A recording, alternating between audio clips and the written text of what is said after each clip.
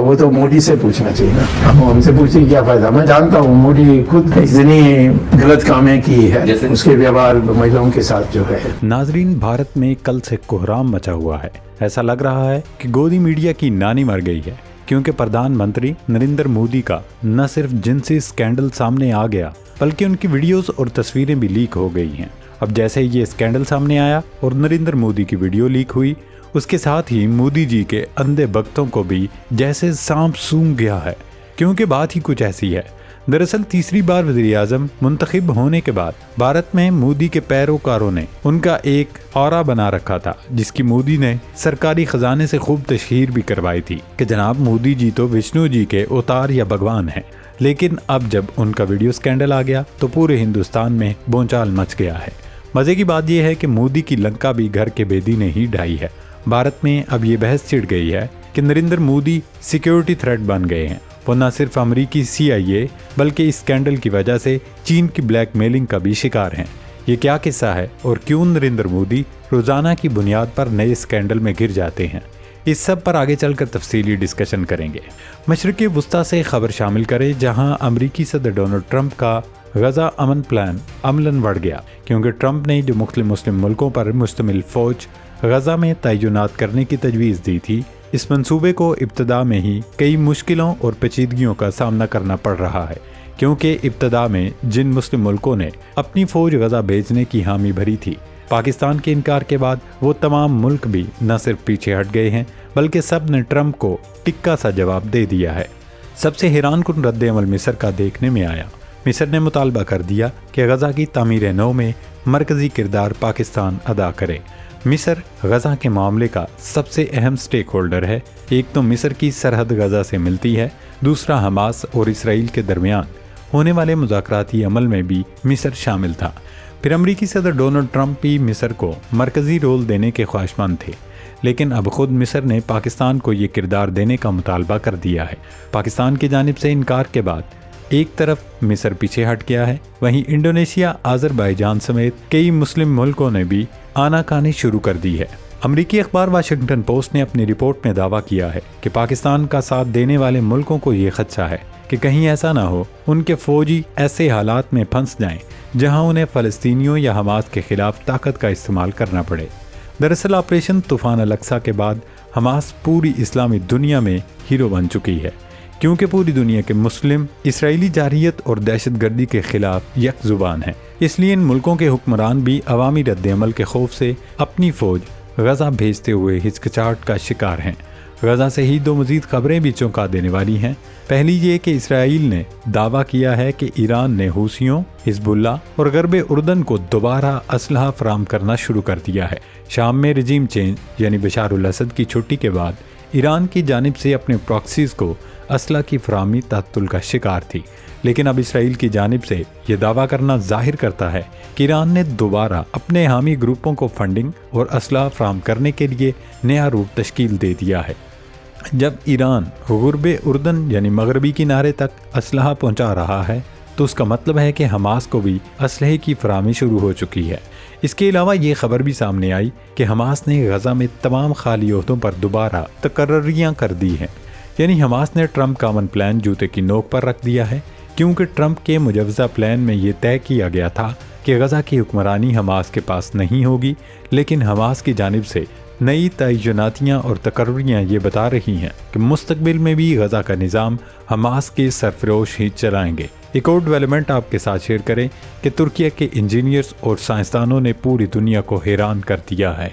तुर्किया के नए ड्रोन ने लड़ाका तैयारे को हिट करके न सिर्फ तारीख रकम कर दी है, बल्कि अमेरिका और उसके $1 बिलियन वार इंडस्ट्री के लिए खतरे की घंटी भी बजा दी है।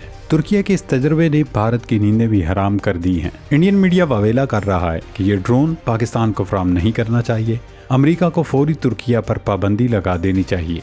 अब देखना ये होगा क्या वाकई पाकिस्तान तुर्किया से इस ड्रोन को खरीदेगा। वैसे भी पाकिस्तान और तुर्किया में पहले ही दिफाई माहिदा मौजूद है। दोनों मुल्क मिलकर मुश्तरका प्रोजेक्ट्स पर भी काम कर रहे हैं, तो अगर तुर्किया पाकिस्तान को ये ड्रोन फराहम कर देगा तो ये कोई अनोखी या निराली बात नहीं होगी।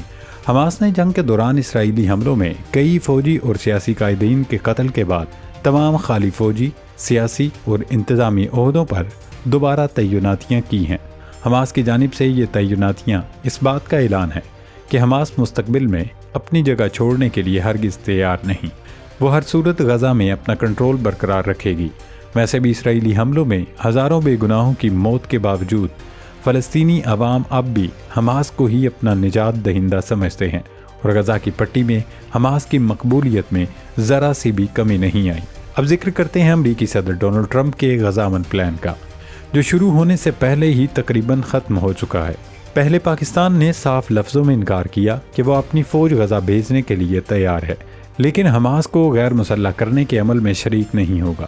اس کے بعد اب انڈونیشیا نے بھی ٹرمپ کو بتا دیا ہے کہ وہ بہت کم تعداد میں فوجی غزہ بھیجے گا، حالانکہ پہلے انڈونیشیا نے 20,000 فوجی غزہ بھیجنے کی یقین دہانی کرا دی تھی۔ واشنگٹن پوسٹ نے لکھا ہے کہ جکارتہ میں اعلیٰ حکام نے بتایا کہ پالیسی پر نظر ثانی کی جا رہی ہے۔ اطلاعات ہیں کہ انڈونیشی فوج ابتدائی مرحلے میں تقریباً 1200 فوجیوں کو روانہ کرنے کی تیاری کر رہی ہے، تاہم ان کے اپنے مقامات تک پہنچنے میں 6 ماہ لگ سکتے ہیں۔ آذربائیجان کے بارے میں بھی توقع تھی کہ وہ فورس بھیجے گا، اس نے بھی اپنے فیصلے پر دوبارہ غور کرنا شروع کر دیا ہے۔ دراصل ان ملکوں کی قیادت کو دیر سے ہی صحیح مگر یہ ادراک ہو گیا کہ ٹرمپ ان کے ساتھ کیا ہاتھ کر رہا ہے، کیونکہ ان کا پلان یہ تھا کہ مسلمانوں کے ہاتھوں مسلمانوں کا خون کروایا جائے۔ امریکی اخبار نے دعویٰ کیا ہے کہ پاکستان نے 3 بریگیڈ یا 15,000 فوجی غزہ بھیجنے کا وعدہ کیا تھا، لیکن اب موجودہ حالات میں نہیں لگتا کہ اس پلان پر عمل درآمد ہو سکے۔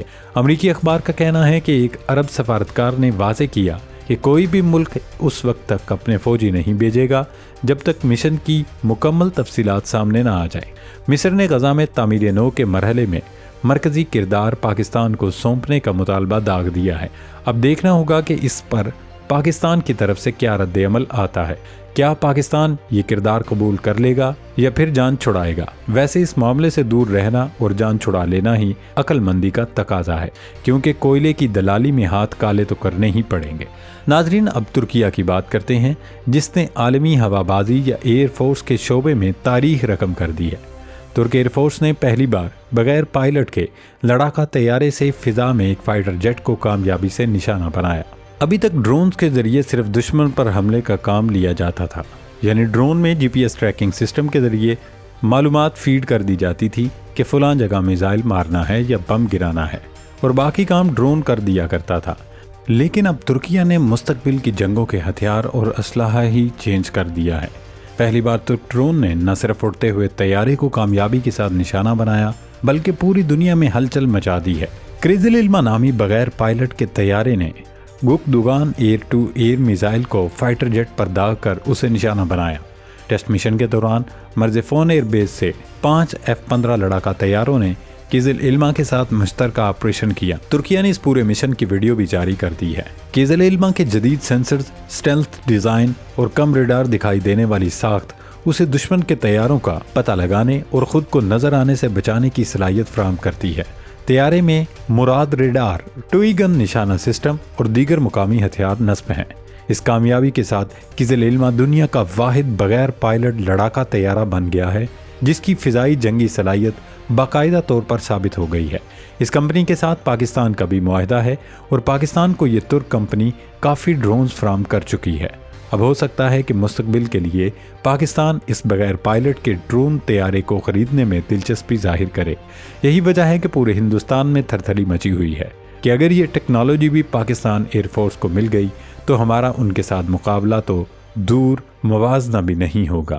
دوستو، چلتے چلتے اب بات کرتے ہیں اہم ترین خبر کی۔ آپ کو بتائیں، بھارتیہ جنتا پارٹی کے سینئر رکن ہیں سبرامنیم سوامی۔ انہوں نے بھارت کے وزیر اعظم نریندر مودی پر خود کش حملہ کر دیا ہے۔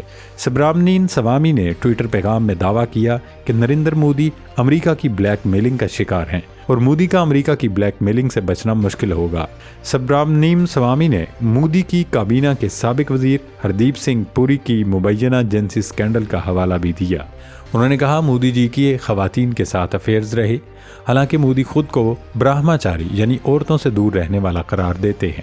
سبرامنیم سوامی نے یہ انکشاف بھی کیا کہ امریکی ایجنسیوں کے پاس بھارتی وزیر اعظم نریندر مودی کی ایسی نازیبا تصاویر موجود ہیں جو بھارت کے قومی مفادات کو نقصان پہنچا سکتی ہیں۔ یہ بلیک میلنگ بھارت کی خارجہ پالیسی کو متاثر کر رہی ہیں۔ انہوں نے تو یہ تک کہہ دیا کہ مودی کو چائنیز بھی بلیک میل کر رہے ہیں۔ سینئر سیاسی رہنما سوامی کے اس ٹویٹ نے ہندوستان میں ہنگامہ برپا کر دیا ہے۔ کانگریس سمیت اپوزیشن جماعتیں اس ایشو کو خوب اچھال رہی ہیں، جبکہ پوری بی جے پی نے چپ کا روزہ رکھ لیا ہے۔ دوستو، سوامی کوئی عام شخص نہیں، ان کا شمار جنتا پارٹی کے بانیوں میں ہوتا ہے۔ وہ 1990 سے 2013 تک اس کے صدر بھی رہے۔ 2013 میں انہوں نے اسے بھارتیہ جنتا پارٹی یعنی بی جے پی میں ضم کر دیا تھا۔ 1990 سے 1991 کے دوران پلاننگ کمیشن کے ممبر بھی رہے۔ وہ 1974 سے 1999 کے دوران 5 مرتبہ لوک سبھا کے رکن منتخب ہوئے۔ وہ سابق وزیر اعظم اندرا گاندھی کے سخت مخالف سمجھے جاتے تھے۔ اب اس لیول کا شخص اگر ایک بار پردھان منتری پر الزام لگا رہا ہے تو اسے ہرگز ہلکا نہیں لیا جائے گا۔